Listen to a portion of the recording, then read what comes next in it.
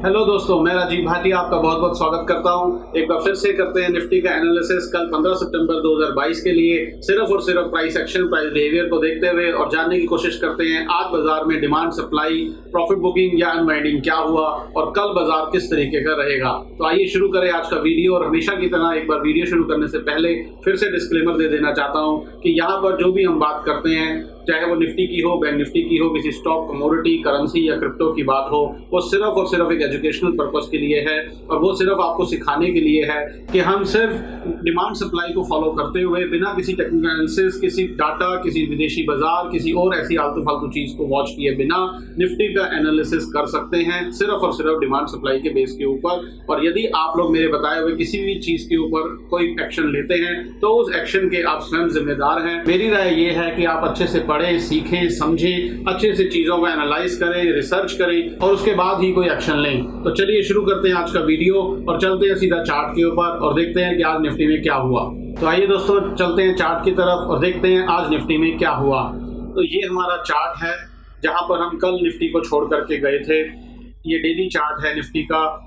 ये कैंडल कल की थी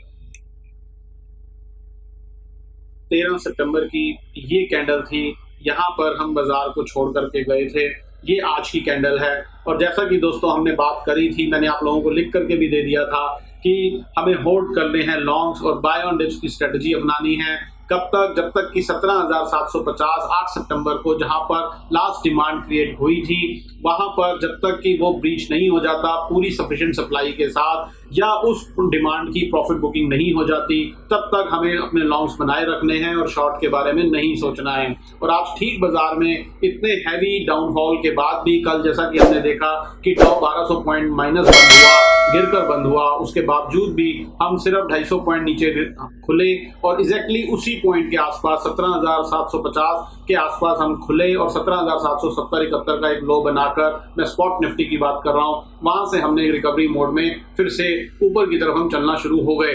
और क्यों ऐसा हुआ? क्योंकि फिर से उसी लेवल के आसपास, उन्हीं एरिया के आसपास फिर से डिमांड क्रिएट हुई और हमने देखा कि बाजार, एक समय ऐसा भी था कि जब बाजार 10-15 पॉइंट प्लस में आकर के ट्रेड कर रहे थे, लेकिन जाते जाते फिर से 100 पॉइंट आसपास के निफ्टी माइनस में बंद हुई। खैर, इन सब चीज़ों से कोई फर्क नहीं पड़ता है दोस्तों। हमने फिर से एक बार, जैसा कि हम कल बात करके गए थे कि डाउ के अंदर कभी ऐसा समय आएगा कि जब डाउ के अंदर कोई बड़ी गिरावट आएगी, कोई इंटरनेशनल मार्केट में कुछ और ऐसा XYZ कुछ नेगेटिव हो जाएगा या क्रूड के अंदर कुछ नेगेटिव होगा, RBI पॉलिसी कुछ नेगेटिव आ जाएगी या हमारे अपने देश में कुछ ऐसा अजीबोगरीब नेगेटिव होगा जो चार्ट के अंदर नहीं होता, फिर हम तब देखेंगे, तब हमारी असली परीक्षा होगी कि डिमांड सप्लाई के बेस के ऊपर जब हम काम करते हैं तो वो कितना एक्यूरेट है। और मुझे नहीं पता था कि वो दिन आज का ही आ जाएगा और हमने देखा कि कल जब बाजार बंद हुए थे तो डाउ उस टाइम पे 200-250 पॉइंट नेगेटिव था और रात को बंद होते होते 1200 पॉइंट लगभग नेगेटिव बंद हुआ। उसके बावजूद भी हम सिर्फ 250 पॉइंट नीचे खुले और लास्ट डिमांड एरिया के आसपास, जो 8 सितंबर को 17,750 के आसपास जहां लास्ट डिमांड क्रिएट हुई थी, उसके आसपास ही बाजार खुले और वहां पर प्रॉफिट बुकिंग आने की बजाय एक बार फिर से 17,770 और 17,810 के आसपास फिर से एक नई डिमांड क्रिएट हुई और वहां से बाजार वापस रिकवरी की तरफ चल पड़े।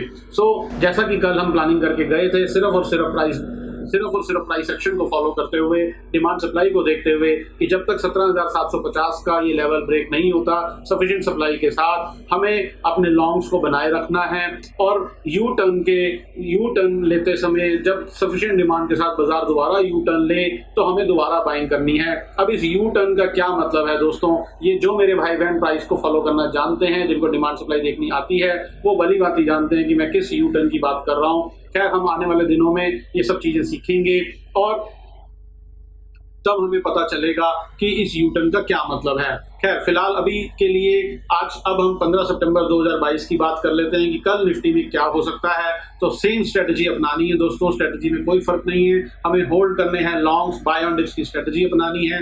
कब तक? जब तक कि 17,750, जहां पर आज भी डिमांड क्रिएट हुई, आज का दिन 14 सितंबर, जहां पर आज भी डिमांड क्रिएट हुई, इस कैंडल में लेवल्स थे 17,780 से 17,810 के बीच में फिर से डिमांड क्रिएट हुई और बाजार वहां से रिकवरी की तरफ चले गए। तो जो लास्ट डिमांड जोन था दोस्तों वो था 17,750। अब ये लेवल एक क्रूशियल लेवल है। ये एरिया एक ऐसा एरिया है जहां पर अगर दोबारा बाजार सफिशिएंट सप्लाई के साथ ब्रेक होता है तो ही हमें शॉर्ट्स बनाने हैं। सबसे पहले हम अपनी प्रॉफिट बुकिंग करेंगे। अगर कहीं पे प्रॉफिट बुकिंग कल 15 सितंबर 2020 को नजर आएगी तो हम पहले प्रॉफिट बुकिंग करेंगे और उसके बाद 17,750 अगर सफिशिएंट सप्लाई के साथ ब्रेक होता है तो ही हम शॉर्ट या सेलिंग के बारे में सोचेंगे और उसी के अकॉर्डिंगली कोर्स ऑफ एक्शन करेंगे। मगर अगर ये ऐसा नहीं होता तो हम अपने लॉन्ग्स बनाए हुए हैं, उन लॉन्ग्स को हम कैरी फॉरवर्ड कल के लिए भी करेंगे और देखेंगे कि बाजार में क्या होता है। क्योंकि उसका सिर्फ एक ही रीजन है दोस्तों, वो ये कि 17,750 एक सफिशिएंट डिमांड जोन 8 सितंबर को भी था और आज भी 17,750 के आसपास लेवल्स मैंने लिख दिए हैं। 17,780 से 17,810 के बीच में एक अच्छी खासी डिमांड आज फिर से क्रिएट हुई है और इसी कारणवश हम होल्ड करेंगे लॉन्ग्स को और बाय ऑन डिप्स की स्ट्रेटेजी ही अपनाएंगे। लेकिन बाय कब करेंगे? दोबारा से अगर बाजार नीचे आता है और कहीं से यू टर्न लेता है और वहां पर डिमांड क्रिएट होती हुई हमें दिखती है तो ही हम बाय करेंगे।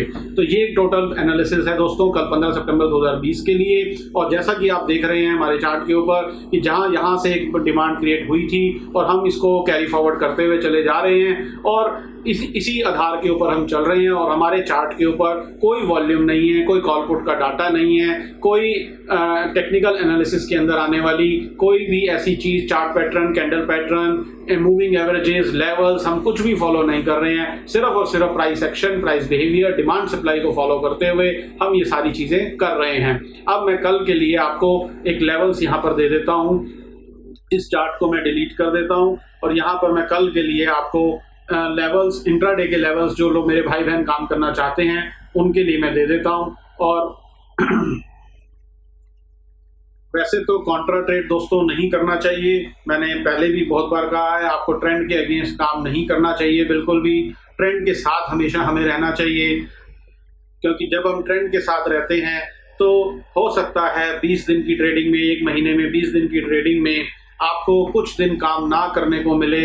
कोई ज़रूरी नहीं है कि हमें रोज रोज यहाँ पर काम करना है, हमें उस दिन काम करना है जब हमारे मतलब का ट्रेड हो।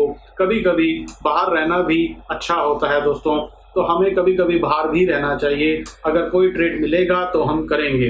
तो कल के लिए दोस्तों ये स्पॉट रेसिस्टेंस मैं लेवल्स लिख दिए हैं।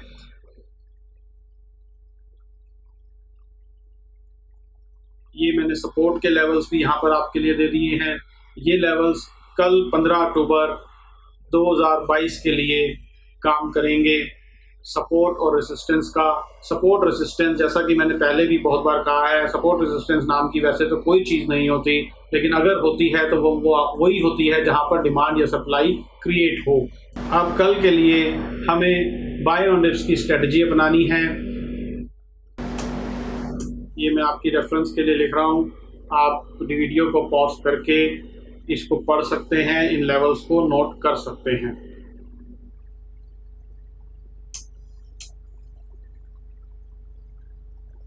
ठीक है दोस्तों, तो फिर से एक बार चीज को मैं बता दूं कि ये वो लेवल्स हैं,